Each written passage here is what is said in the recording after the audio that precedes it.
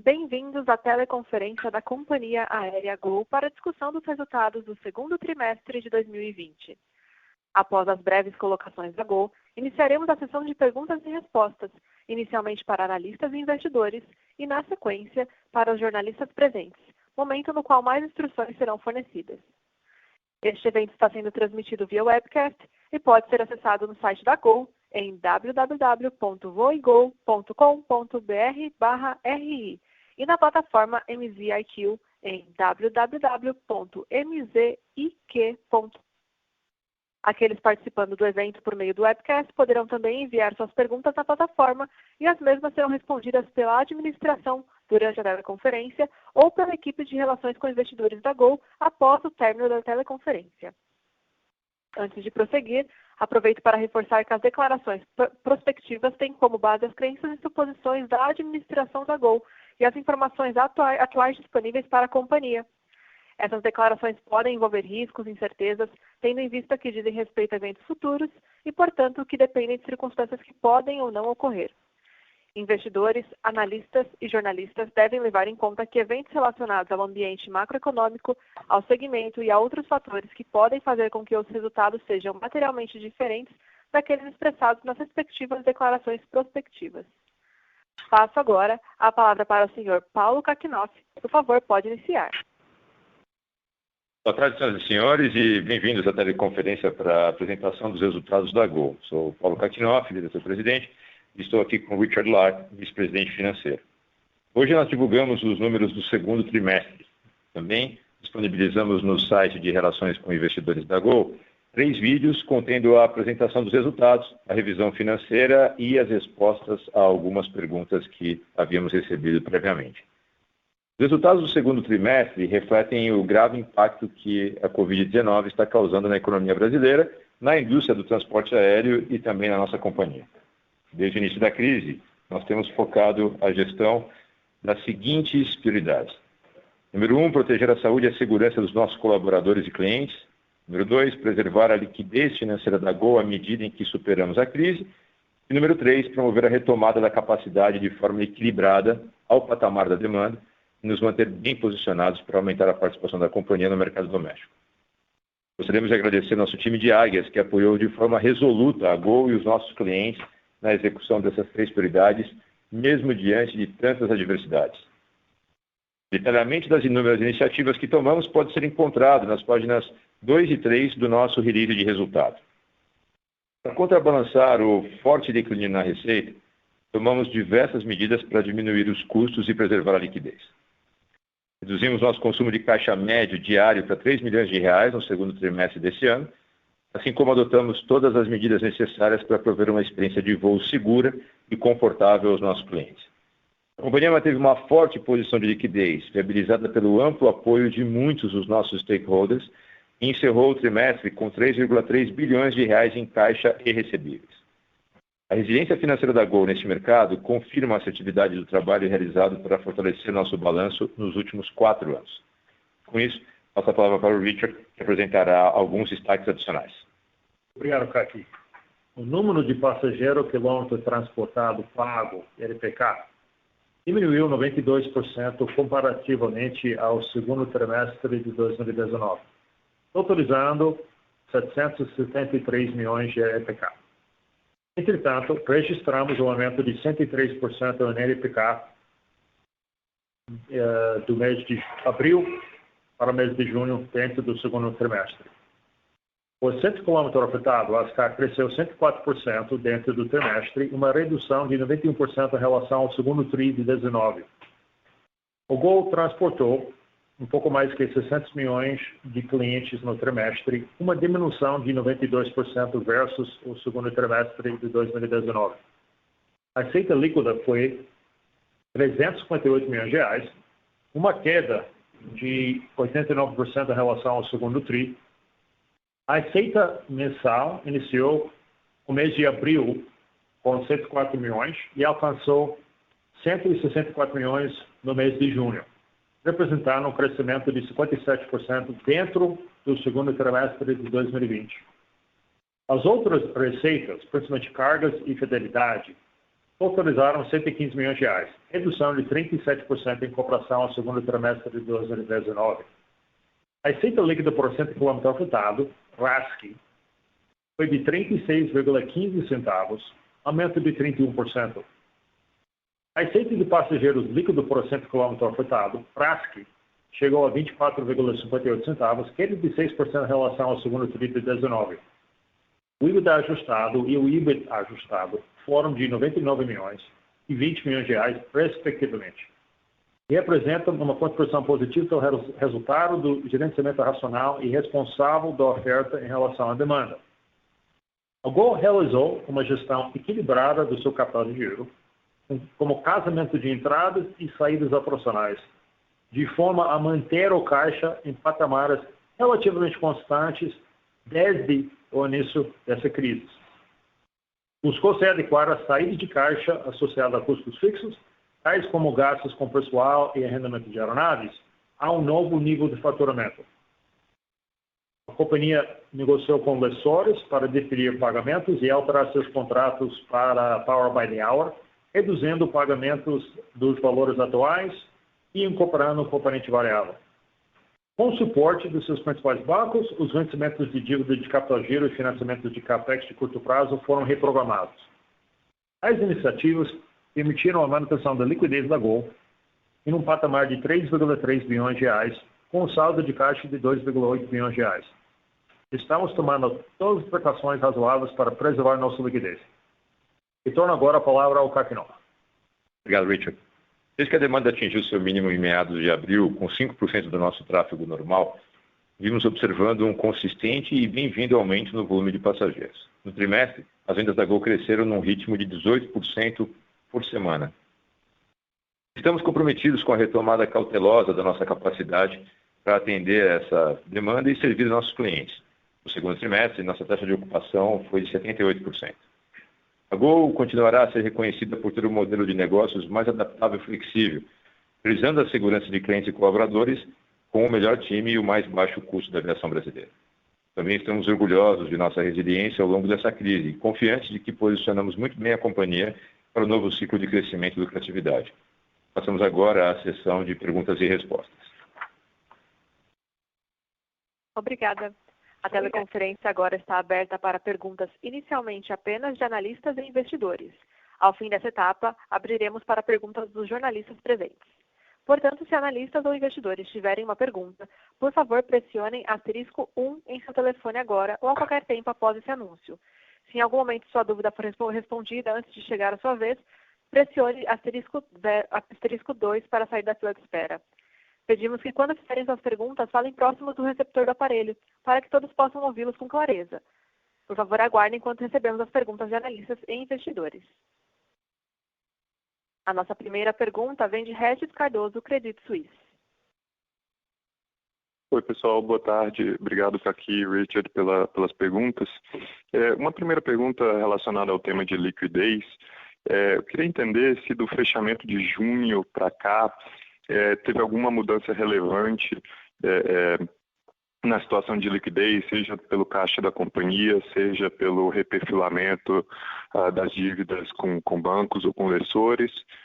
Em particular, interessado nesse vencimento maior que tem no terceiro TRI de 20, que me parece que é uma parte grande, é o term loan com a Delta, enfim, se teve algum avanço aí desse lado.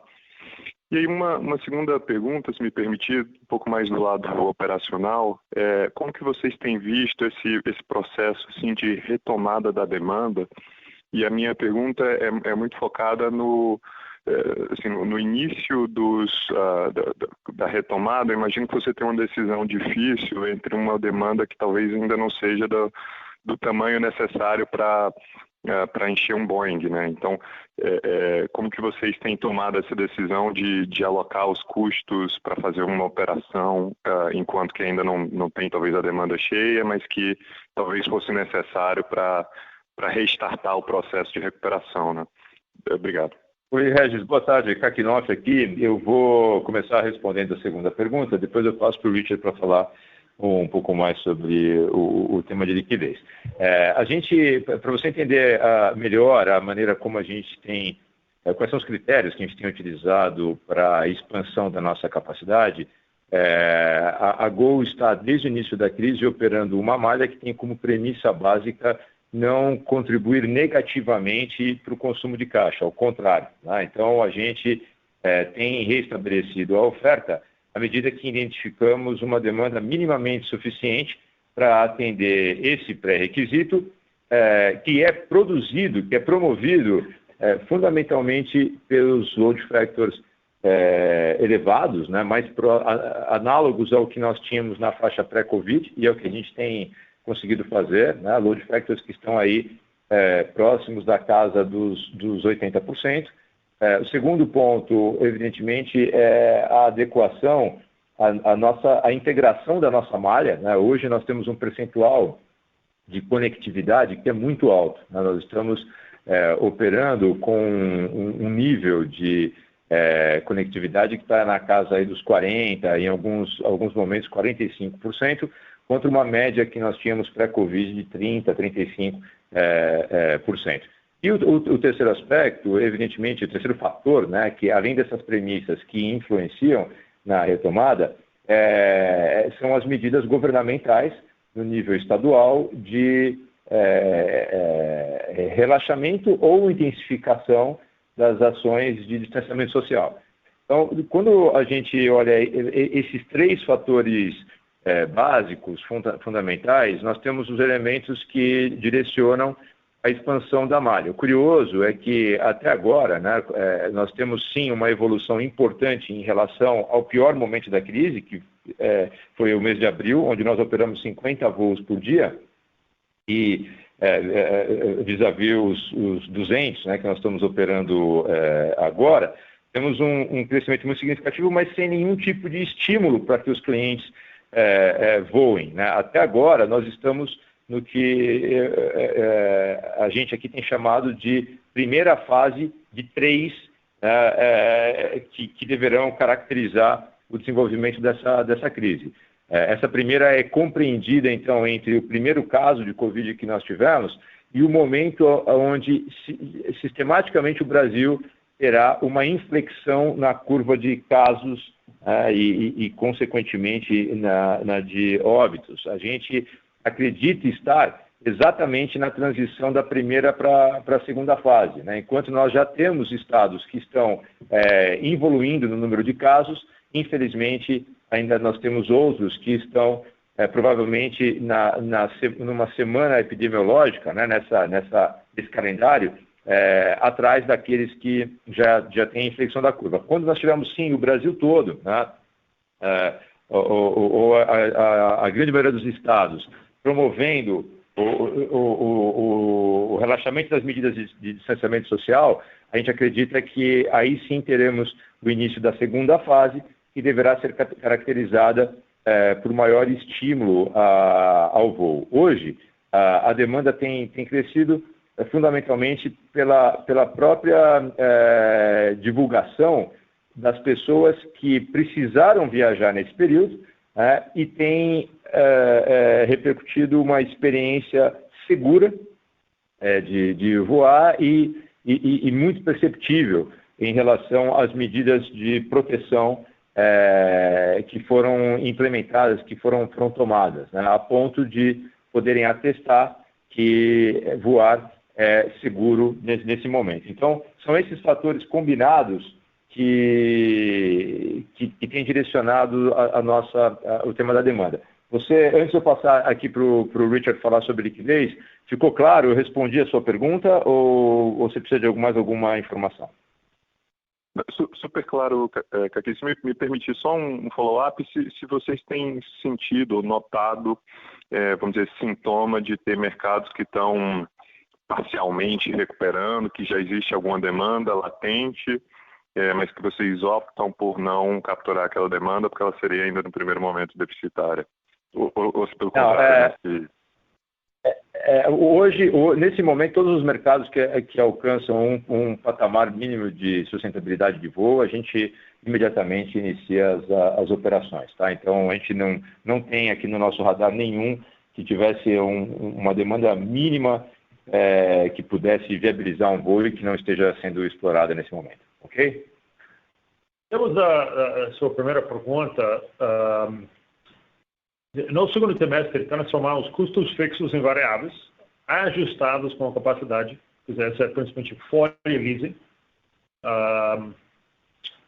e os lessores, na primeira fase de trabalho com eles, foram compostos por deferimentos, e agora estão sendo transformados em reduções de até 12 a 18 meses. Os bancos salaram as dívidas de capital de giro. Tinha amortizações pequenas, talvez na faixa de 10%. Amortizamos em termos de 300 milhões de reais em posições de hedge. Ex-hedge, a posição de caixa ficou estável versus o primeiro trimestre de 2020, mesmo com amortização de dívidas, CAPEX e juros de dívida. E a sua pergunta estamos concentrados em preservar nossa liquidez. Temos a opção de amortizarmos integralmente o term loan no mês que vem. Outra alternativa, eventualmente, é fazer um aditivo para a prorrogação, para o qual precisaremos do apoio da Delta. Certo, Richard, se me permitir só um follow-up, quer dizer, o cronograma de vencimentos que a gente viu ao final, no release, né, para o final de junho, você acha que ele ainda é uma boa proxy da situação atual ou teve algum reperfilamento relevante de junho para cá? Não, pode ser. Ele está falando de final de junho, está falando de julho. Sim, não, sim. Correto, sim. Estou pensando na tabela que você está se referindo. E eu acho que a página 25 da apresentação que a gente botou no site, não sei se você teve tempo a assistir ainda o vídeo, eu acho que a página 25 também, além do cronograma de amortização de dívidas, tem também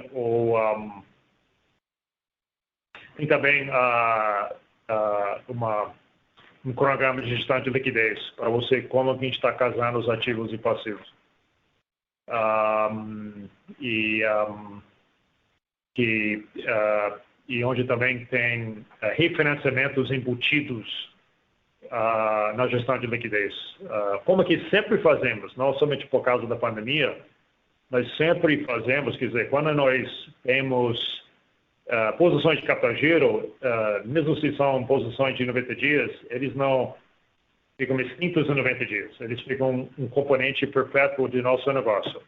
Então, a gente tem fonte de recursos que vêm através de repactuações e rolagens dentro da estrutura de capital giro da companhia. Que geralmente, constantemente, estamos sempre mantendo essas linhas em aberto. As únicas amortizações que a gente faz são os que têm que ver com a estrutura de capital, que geralmente são os bonds e os outros componentes. Mas, geralmente, quando se trata de capital giro, faz parte de nosso negócio repactuar e rolar dívidas de capital giro. O que nós fizemos no segundo trimestre, fizemos reduções em torno de 10% em troca de condições para passar por essa pandemia. Eu não sei se essa respondeu a sua pergunta. Ótimo, Richard, obrigado, super claro. Eu entendi no fim que aquele cronograma do slide 25 já contempla as renovações, ou seja, teria um vencimento ali de 2,9 bi no terceiro TRI de 20, né? Uma concentração grande. É isso, né? Quando se trata de linhas de capital giro, sim. Tá certo, obrigado. Com licença, recebemos perguntas via webcast. A primeira, vocês alteraram o plano de frota para o final do ano, reduzindo de 18 para 16 devoluções. Isso representa menos que 15% de redução na frota. como pretendem reduzir capacidade de até 30%? Tem mais alguma ferramenta de flexibilidade fora a frota? E a segunda, vocês acham que o mercado vai ficar mais racional ou vai ter mais estímulo de tarifas daqui para frente? Obrigado pela pergunta. A gente acredita que, espera, na verdade, que o mercado tenha uma atitude racional, né, de ajuste entre a oferta e a demanda por parte de todos os competidores, pois não faria sentido, no momento dessa crise, termos um agravamento adicional em função do descasamento entre a oferta e a demanda. Então, essa é uma expectativa que nós temos para a indústria, de que seja mantido. Em relação à frota, nós devemos, então, concluir esse ano a devolução de mais 7 aeronaves agora no segundo semestre. E para o ano que vem, nós temos, em 2021 e 2022, a flexibilidade de reduzirmos mais 30 aeronaves simplesmente pela devolução programada, seguindo a calendarização de devoluções programadas e não adicionando à frota novos aviões, novas unidades. Não necessariamente essa será a alternativa, porque, como dito anteriormente, nós estamos evoluindo de uma maneira muito positiva com os nossos lessores, no sentido de estabelecermos negociações que permitam combinar a preservação de caixa no curto prazo, junto ao reperfilamento, né, desses contratos, visando fazer com que os leasings tenham também no médio e longo prazo adequação aos novos, aos patamares necessários, né, de custos que a companhia aérea irá endereçar para poder superar não só a crise, mas a própria curva de retomada da demanda, né, que seguramente não irá utilizar ou não irá demandar todas as aeronaves que nós temos no nosso portfólio hoje. Operadora, nós temos mais gente na fila a gente pode voltar para a próxima pessoa na fila para fazer perguntas? Sim, claro. Lembrando aos acionistas e investidores que, caso queiram fazer perguntas, é só digitar *1. A nossa próxima pergunta via telefone é de Vitor Mizuzaki, Bradesco BBI. Oi, boa tarde. Eu tenho duas perguntas.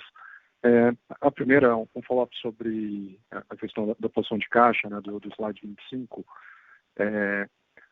Olhando, né, segundo TRI com o terceiro TRI, a gente viu esse pequeno aumento, né, de 5,8 para 6,1 bi.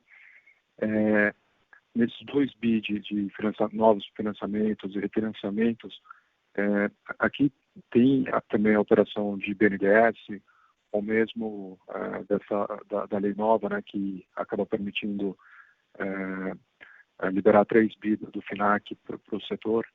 Se você puder comentar um pouco sobre isso. E a segunda pergunta, com relação à adição de capacidade, né, ao longo do segundo semestre, quando a gente olha o slide também com relação à expansão da malha, se a gente pensar que no final do ano vocês atingem 80%, né, da malha em dezembro, daqui para frente, quantos por cento viria de adição de novas rotas e quantos por cento seria de aumento de frequência? Vitor, novamente aqui eu vou falar primeiro sobre a oferta e já passo para o Richard, que vai comentar a projeção de liquidez vis-à-vis a possível linha de crédito do BNDES. Mas já adianto, nesse ponto, que o que se está discutindo na esfera governamental sobre o uso do FINAC, a princípio não seria destinado às empresas aéreas de maior porte, seria mais um uso dedicado aos prestadores de serviço da cadeia de aviação e, eventualmente, as empresas aéreas que operam regionalmente, as empresas aéreas menores. Tá? Mas falando sobre a oferta e dando um pouco mais de detalhe sobre a nossa projeção, nós falamos de 80% em dezembro de rotas, ou de retomada de 80% das rotas que nós operávamos pré-Covid, podendo ser até mais em número de rotas. Quando a gente fala da nossa oferta e, consequentemente, da demanda, nós estamos numa faixa de 70% aproximadamente, e aqui a gente está falando de mercado doméstico, tá? Para deixar isso bem enfatizado. A recuperação do mercado internacional ainda é mais incerta ainda do que a do mercado doméstico e poderá ser mais lenta. Então, novamente, eu pergunto se, em relação à demanda, a pergunta foi respondida. Sim. Porque, Victor, quando a gente fala, retorno a 80% das frequências, lembra que nós suspendemos totalmente os voos fora do Brasil e nós não temos visibilidade de quando eles vão voltar. Lembrando que uma boa parte disso será Argentina e Chile, e outra parte seria Flórida, dos Estados Unidos, e também ficaria vinculado com o retorno do MAX para fazer esses voos de uma forma competitiva. Então, quando a gente fala quarto TRI 70%, final do ano 80%, estamos falando só do mercado doméstico, que é menos que 90% de nossa pizza normal. Ok. Se fosse sobre a área inteira, se fosse sobre a operação inteira, seria 70% no final do ano, se você fosse para incluir os mercados internacionais também. Olá, Victor, você ia complementar, acho. Só um ponto aqui, também pensando nessa expansão, quando a gente olha o resultado do segundo trimestre, né, e vê a margem EBITDA ajustada, se a gente pensar isso como margem de contribuição, faz sentido esperar que ao longo do segundo semestre essa margem deveria expandir, dado que o segundo TRI é sazonalmente mais fraco, né, então provavelmente entrou no segundo trimestre já com um nível mais baixo, né, por conta do efeito sazonal, e daí terceiro e quarto TRI essa margem deveria expandir? Victor, eu vou responder exatamente assim, seguindo as tuas palavras, né, para deixar claro que isso não se constitui em nenhum tipo de guidance, tá? Então, eu vou falar especificamente sobre a dinâmica de mercado e o que a gente está vendo agora. Eu vejo que duas tendências deveriam ser confirmadas nesse terceiro trimestre. Um aumento da demanda em função do que eu já mencionei antes, né? Ou seja, as políticas de distanciamento social serem de alguma forma relaxadas pelos respectivos governos, a exemplo do que tem sido anunciado ou já implementado nos estados onde a semana epidemiológica está mais avançada. E o segundo é a combinação da sazonalidade típica, né, que a gente tem, que evidentemente está de alguma forma distorcida agora, mas possivelmente não será totalmente neutralizada. E o terceiro, e o outro aspecto muito importante é a questão da tarifa, né? A gente entende que o momento mais agudo da crise foi o que passou, o que deveria trazer uma tendência de recuperação da tarifa média voada a partir de agora. Então, essas, como eu falei, são tendências que deveriam se concretizar, mas isso não está se constituindo aqui em nenhum tipo de mudança do guidance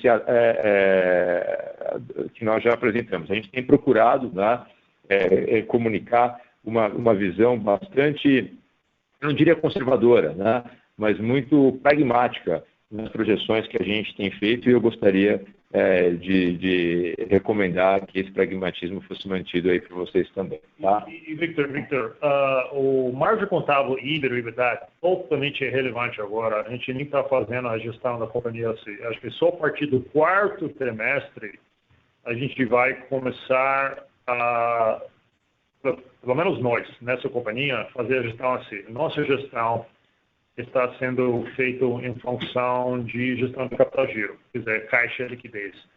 Então, todo o trabalho que a gente está fazendo aqui para garantir o casamento dos ativos e passivos no tempo, quer dizer, as entradas e saídas no tempo. A gente não tem um foco hoje em dia em rentabilidade contábil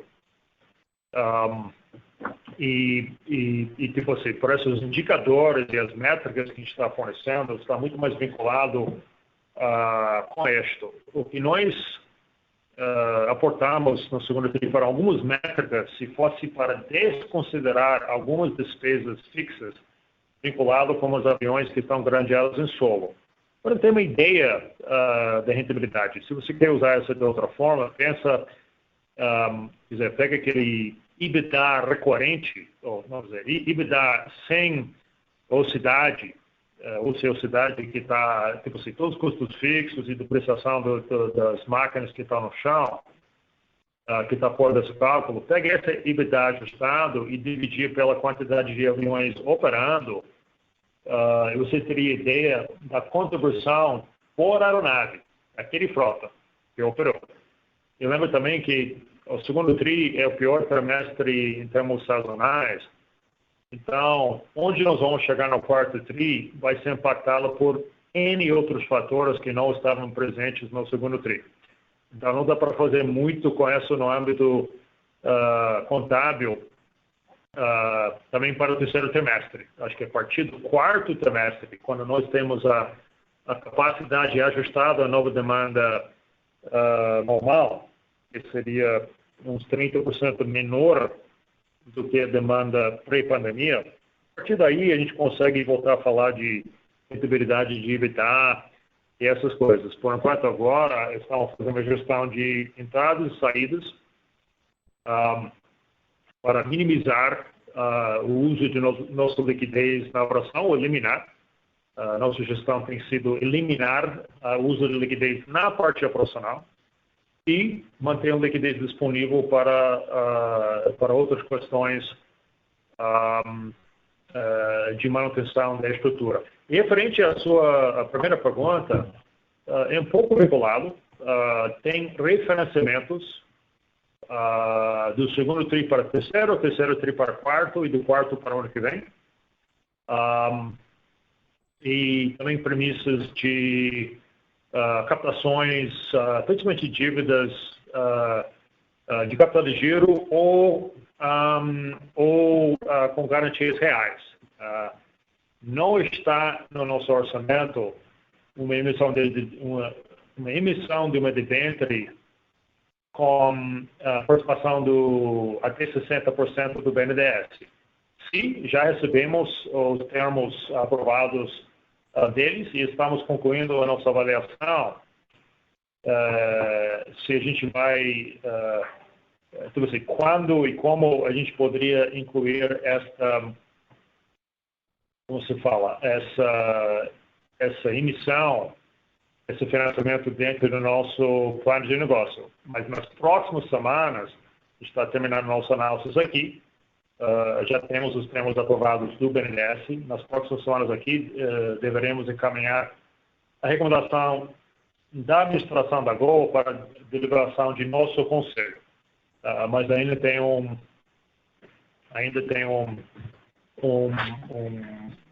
vamos dizer, um prazo na frente até ter uma definição sobre isso. Por enquanto, essa não está dentro do nosso orçamento. Mas não sei se responder a sua primeira pergunta. Sim, tá ótimo, Richard. E só a questão de Delta, tem alguma conversa para, de repente, a Delta estender a garantia? As opções referente a essa aqui, que basicamente que são duas. É amortização integral no mês que vem. Outro seria uma amend and extend. Essas são as duas opções que a gente tem. A segunda opção vai precisar o apoio da Delta. Ótimo, obrigado. Com licença. Com essa resposta, encerramos a sessão com analistas e investidores e abrimos agora para perguntas dos jornalistas presentes. Portanto, se algum jornalista tiver uma pergunta, por favor pressione *1 em seu telefone agora ou a qualquer momento após esse anúncio.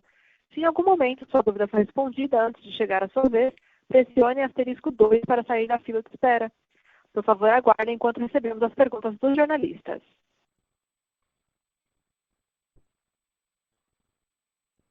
A nossa primeira pergunta vem de Alberto Alerige, Reuters. Oi, boa tarde. Vocês estão me ouvindo? Sim. Olá, boa tarde. Oi, boa tarde.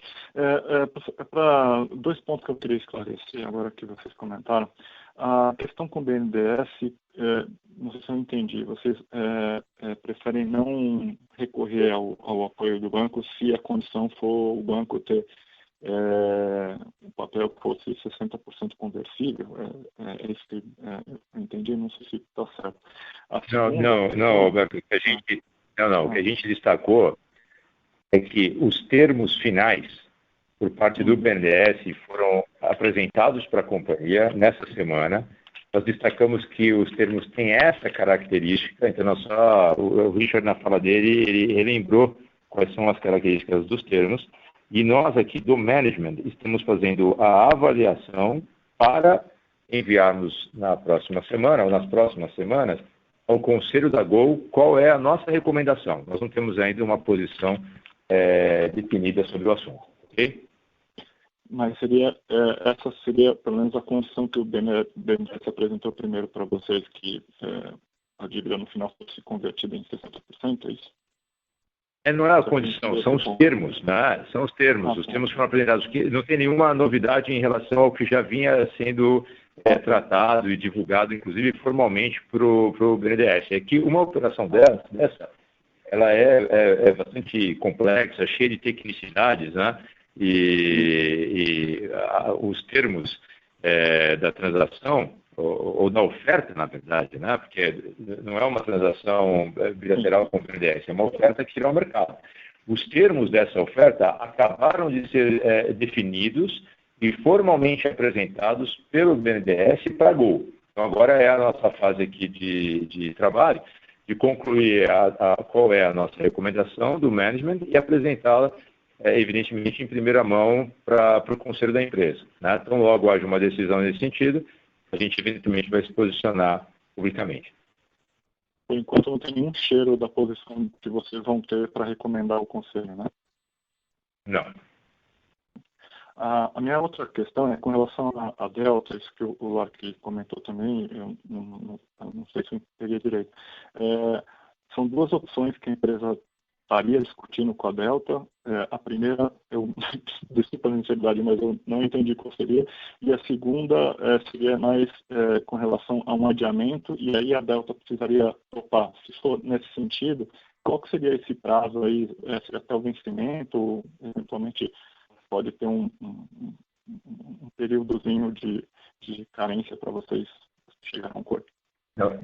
Alberto, eu fico feliz que você esteja perguntando, porque com isso a gente elimina, né, qualquer possibilidade de um entendimento impreciso do que havia sido dito. A pergunta, na ocasião, foi quais seriam as tratativas em relação ao term loan, que é um investimento importante, e nós dissemos que nós vislumbramos 2 alternativas possíveis. Uma que é a primeira que você não viu direito, que é a amortização completa, né, como previsto, ou uma segunda alternativa seria o reperfilamento, né, a gente discutir um aditivo para prorrogação, e para esse aditivo seria necessário o apoio da Delta. Tá? São as 2 únicas coisas que nós falamos. Nós não fizemos e não faremos nenhum tipo de menção nesse momento sobre eventuais tratativas com a própria Delta. Evidentemente que a gente não tem a intenção, né, de fazer qualquer tipo de comunicação nesse sentido via imprensa ou via analistas, né? Essas são normalmente conversas privadas entre empresas, e elas permanecerão assim até que a gente tenha um posicionamento a esse respeito, caso realmente evolua numa direção ou numa outra, ok? Entendi. Então vocês, de fato, começaram a conversar? Não, nós não falamos isso em nenhum momento. Ah, não? Nós não falamos em nenhum momento isso, tá bom? Ah, tá. Só falamos que temos duas alternativas, tá? Sim, okay. Sim, entendi, ficou claro. E desculpa, eu sei que o tema é sensível também, mas vocês já contrataram algum assessor, pelo menos para talvez encaminhar algum pedido de recuperação aí nos moldes do que a concorrência fez recentemente, ou isso ainda não está no radar? Quer dizer, o ainda, vocês entenderam o que eu quis dizer, né? Por favor. Sim, não, entendemos sim, nós não contratamos e não temos essa alternativa em nosso radar. Ok, muito obrigado. Por nada. Com licença, a nossa próxima pergunta vem de Silvia Rosa, Detwire. Olá, boa tarde. Eu queria só esclarecer na projeção que vocês deram no terceiro TRI de caixa, né, os 2,9, isso inclui, vocês consideram a amortização total do empréstimo aí que é garantido pela Delta e também se tem 1,2 bi da venda, né, de passagens aí para os Smiles? A liquidez, boa tarde. A liquidez do Smiles, ela já compunha na base a composição de liquidez da companhia, porque essa nós sempre divulgamos a liquidez, a posição de liquidez do grupo, GLAI. Então, nesse caso, com base nesse número, essa transação Smiles, ela é considerada uma movimentação de caixa intercompany, né? Ou seja, ela não muda a total posição de liquidez da companhia. E sim, nas nossas projeções de liquidez que a gente faz para o terceiro trimestre, nós estamos incluindo ou estamos considerando a amortização do nosso term loan. Tá, joia. E eu queria só complementar, o Richard comentou no call em inglês sobre algumas outras opções de financiamento, né, usando recebíveis e também os ativos não onerados, né. Queria saber o quanto que poderia ser levantado com isso, e se já está em conversas, quando que a companhia pode considerar isso aí no plano de balanço de liquidez. Como algumas dessas operações podem ser, inclusive, operações privadas, nós não estamos dando nesse momento nenhum tipo de disclosure no sentido de condições ou volume ou amount. Tá? Nós colocamos isso como possibilidades que estão sendo exploradas, mas nesse momento nós não temos como dar nenhum tipo de informação mais detalhada sobre condições e termos. Entendi. Só uma dúvida, porque ele mencionou 700 milhões, então eu queria tirar só a dúvida do número que foi mencionado no call. Seriam sobre os recebíveis, os 700 milhões? Sim. Obrigada. Por nada.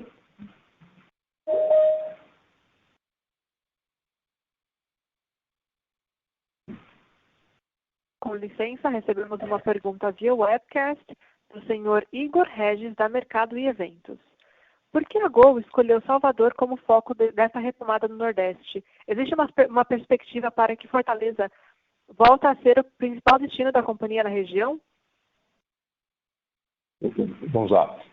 Nós não fizemos uma eleição de Salvador como o principal destino. Como eu falei anteriormente, nós estamos identificando em cada um dos mercados aonde há a retomada da demanda, em função, como também havíamos mencionado, do momento, né, nessa curva de desenvolvimento da pandemia, que tem sido diferente de estado para estado. Então, nós monitoramos isso em cada um dos mercados e nós identificamos em Salvador a existência dessa demanda nesse momento e daí, por acaso, o número de voos, a retomada dos voos nesse mercado tem sido mais acelerada do que a gente tem em outras capitais do Nordeste. Mas isso não se configura numa priorização estratégica de um mercado, de uma cidade na região, e sim da nossa resposta a uma demanda que se apresentou.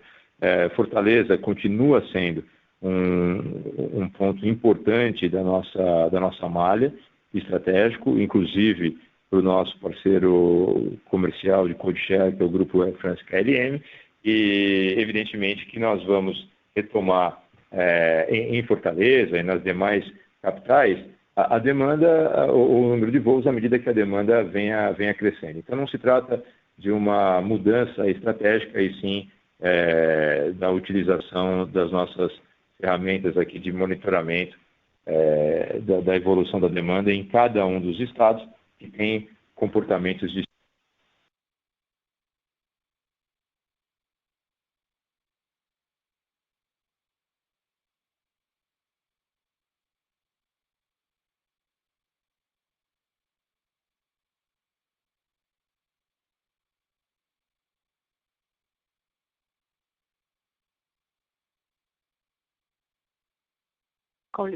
Ok, podemos seguir para a próxima pergunta?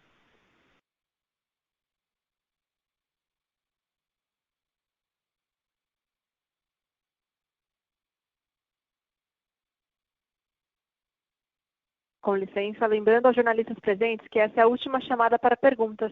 Caso queiram fazer uma pergunta, por favor, digitem *1. E caso queiram sair da fila, digitem *2. A nossa próxima pergunta vem de Juliana Rocha. Red. Oi, boa tarde. Vocês me ouvem? Muito baixo, Juliana. Se você puder falar bem próximo do microfone, agradeço, porque por algum motivo a sua ligação está baixa. Tá, tirei o fone aqui para ver se melhora. Tá ótimo agora. Que bom.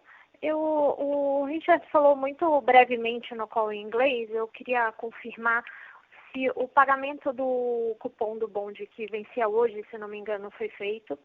E se a Gol não tem intenção de fazer nenhuma renegociação de bonds dentro, né, desse contexto de reperfilamento e novos financiamentos. Obrigada.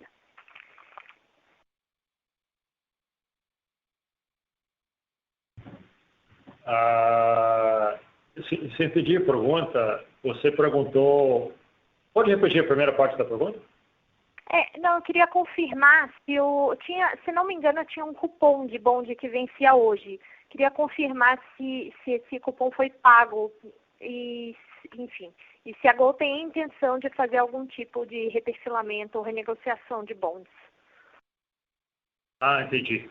Não, tinha 2 pagamentos semestrais de juros nossa emissão de conversível 24, que já foi pago no mês de julho, e também nos bonds de 2025, que foi pago no mês de julho.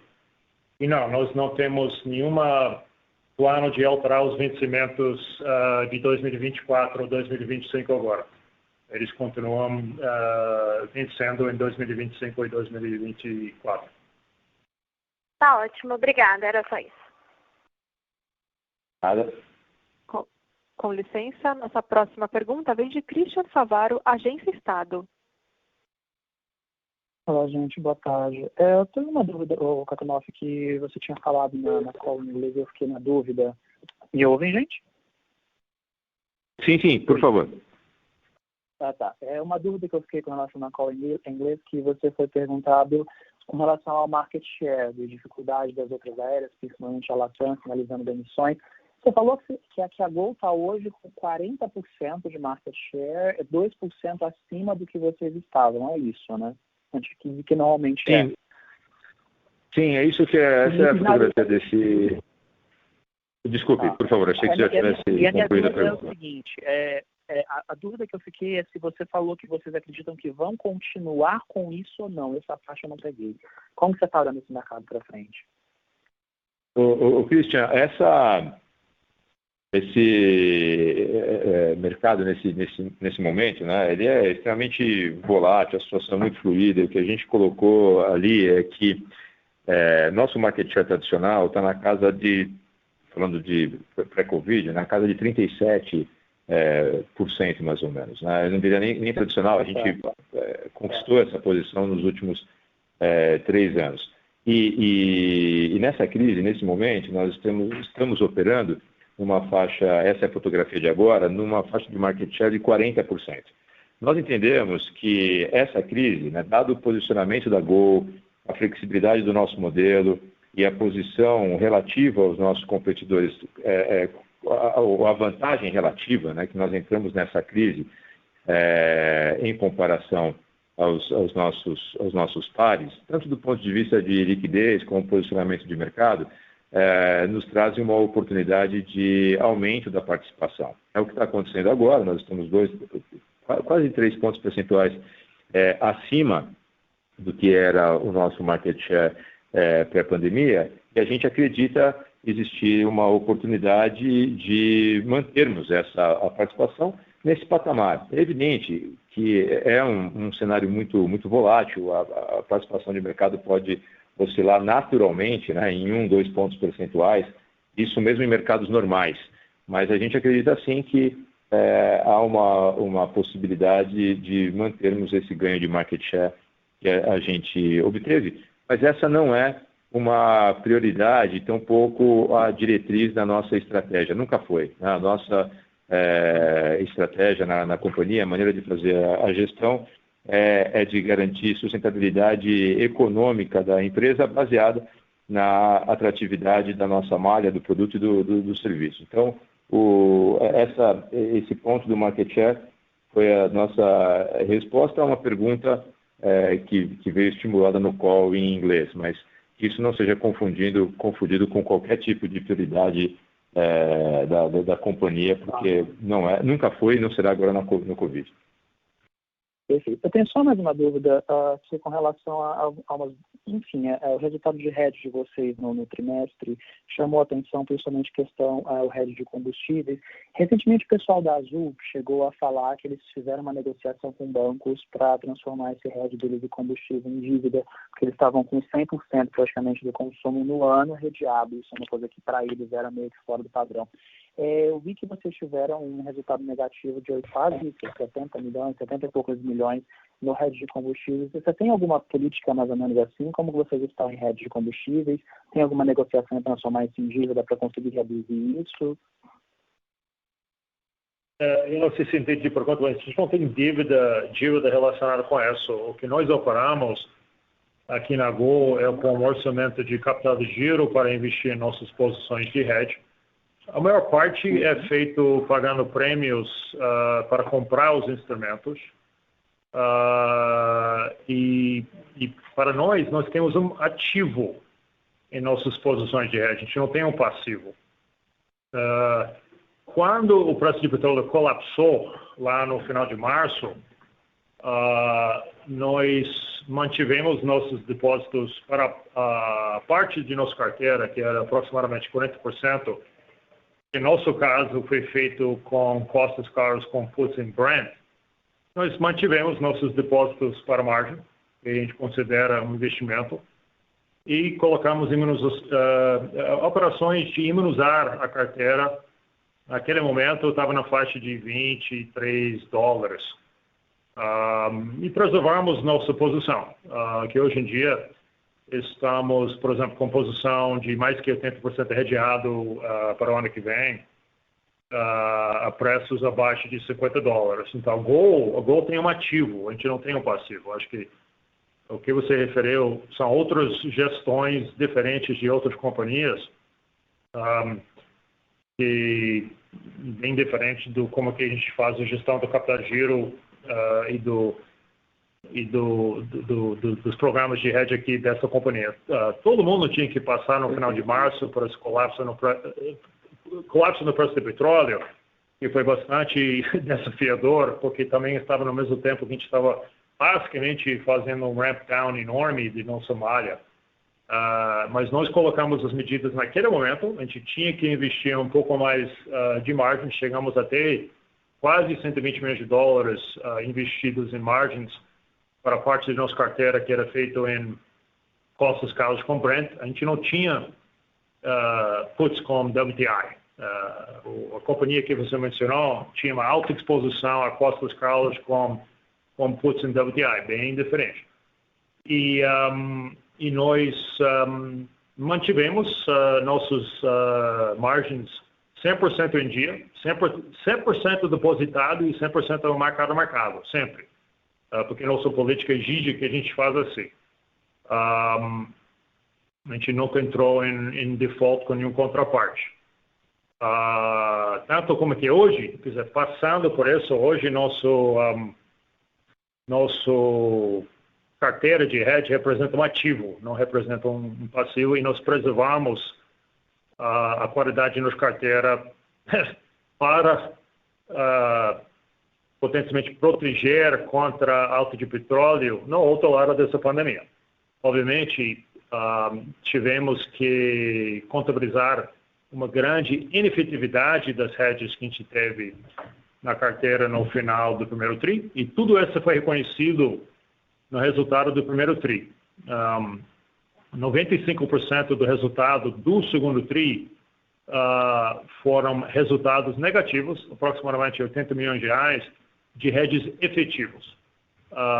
Que no primeiro trimestre nós limpamos tudo isso e colocamos tudo em dia, reconhecemos os prejuízos e reconhecemos os prejuízos dos hedges inefetivos já no resultado do primeiro TRI.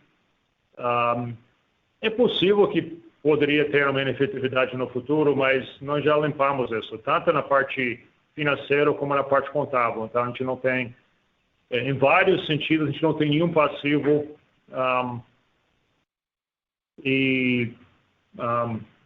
só falta ver um pouco de diferenciação na leitura do mercado sobre essas atividades.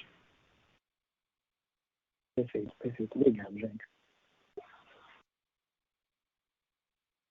Com licença, isso conclui a sessão de perguntas e respostas de hoje. Gostaria de convidar o Sr. Kakinoff para prosseguir com suas observações finais. Por favor, senhor, fique à vontade. Gostaria de agradecer a todos pela atenção conosco. Espero que tenha sido de fato útil essa sessão. E caso haja qualquer outra dúvida, por favor, não hesitem em nos acessar aqui nos respectivos canais, tá bom? Obrigado a todos, tenham um bom final de semana. Isso conclui a teleconferência de hoje da Companhia Aérea Gol. Muito obrigada pela participação e tenham um bom dia.